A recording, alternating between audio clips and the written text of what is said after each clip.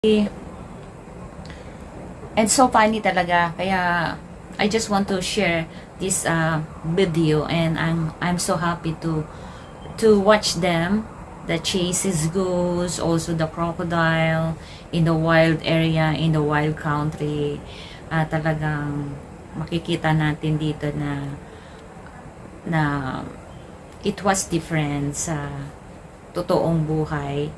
Pero I think this one is only content. So let's watch it together and we're going to find it.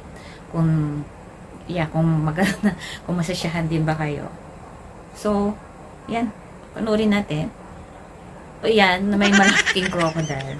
Kapasin natin guys, may sobrang malaking crocodile. Tapos biglang tumakbo si mother, diba?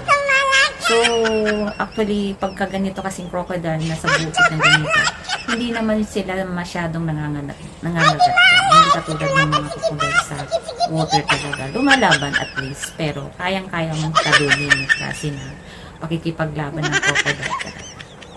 At itong si mother naman, hindi siya tumigil sa pakikipag fight niya doon sa crocodile na kasi lumayo na. So kahit anong gawin, hinabol niya. So nakakatuwa silang tingnan. Ang ganda-ganda talaga ng pagkakagawa ng video nito, kaya so funny.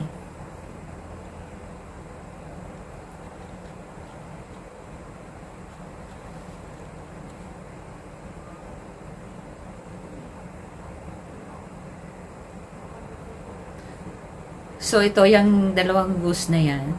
So, para sa akin na parang lang to, props na dinala nila itong mga lalaking goose dito, tapos nilagyan nila ng 2 dozens of eggs. Kasi, that is really impossible na nandyan lang talaga, tapos nakabantay, di ba? So, nakakatuwa. Ayan na, makikipag-abunan na ulit siya. So funny.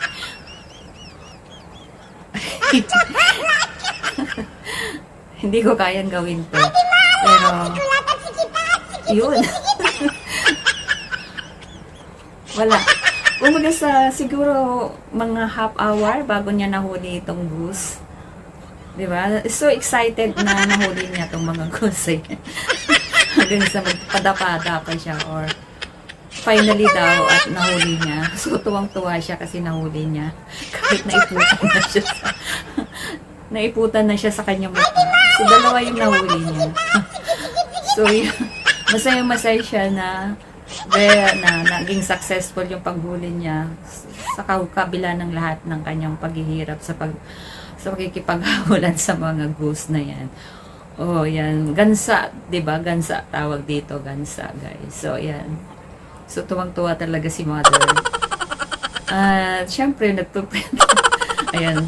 So, nakita nila yung maraming eggs.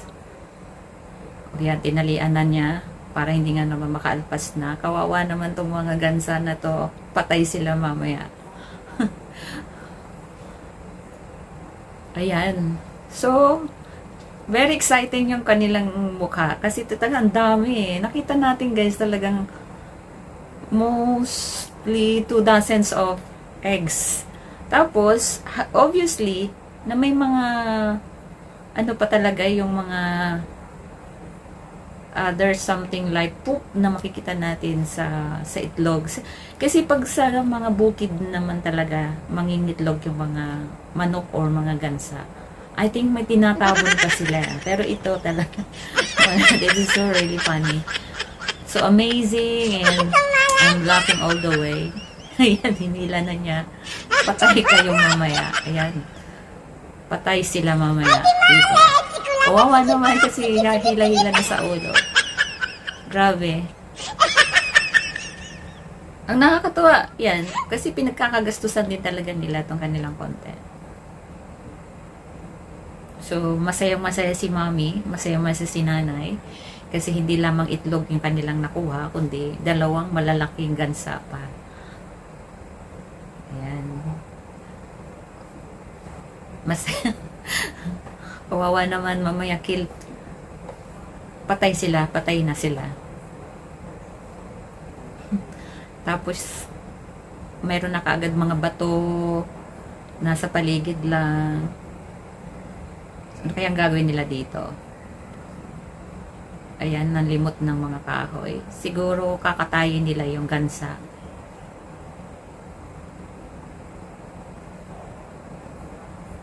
Parang Pilipinas din pala, pagka gumawa sila ng lutuan is malalaking bato, lalo na kapag nasa bukid ka. Oh, okay. Ah. At saka mabilis sila magpaapoy, di ba? So, get ready na talaga lahat. Tapos sa dali, meron malaking tulyase. Biglang-biglang meron malaking tulyase. Talagang may props na silang dala-dala, di ba? Nakakatuwa. Ayan, nilagay na nila yung itlog sa kawali. Ano kayang gagawin nila dito? Wow, so ang dami nito. So, hindi lang 2 dozens. Pagkatapos nilang inilaga, yan, kinuha ng nanay. Ano kaya? Masarap na ito sa balot eh. Or penoy ba? Penoy. Yun.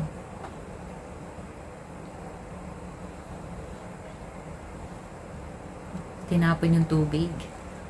Okay, tinalupan nila yung itlog. Take out the skin of the eggs.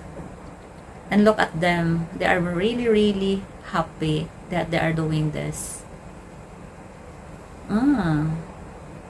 Wow.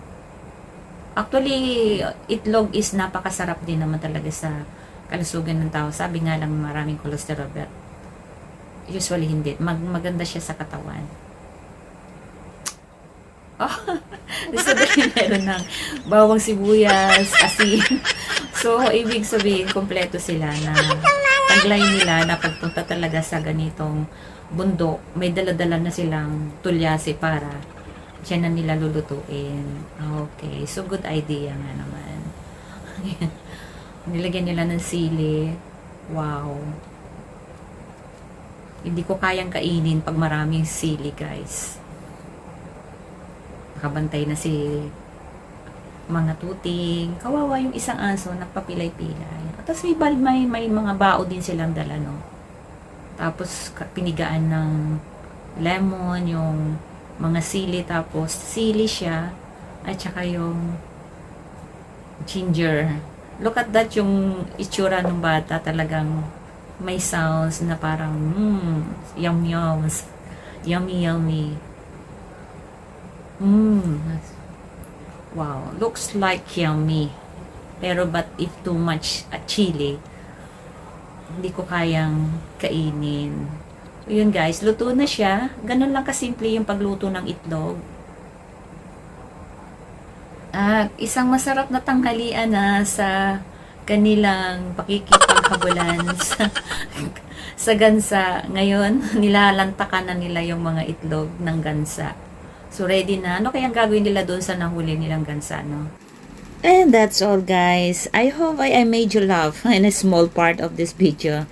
And it's really fun to watch them because from the beginning they talk a ras to catch a goose or even the crocodile, you know, and or meat to collect eggs, and now they enjoying eating so far. So that's all, and thank you so much for watching me, at hopefully na magsama-sama ulit tayo sa next video natin. So thank you so much for watching.